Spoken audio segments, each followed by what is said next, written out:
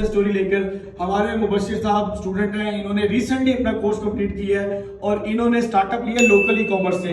अभी मैं इनसे पूछूंगा कि आपकी स्टार्टअप में इन्वेस्टमेंट कितनी थी? सर मेरी इन्वेस्टमेंट 7,000 से कम में थी अल्हम्दुलिल्लाह, और पहले 6 डेज में अल्हम्दुलिल्लाह मैंने 18,000 का प्रॉफिट जनरेट किया। यानी 7,000 की इन्वेस्टमेंट से 18,000 रुपए का अल्हम्दुलिल्लाह प्रॉफिट जनरेट किया है, और वो भी 6 दिनों के अंदर अंदर।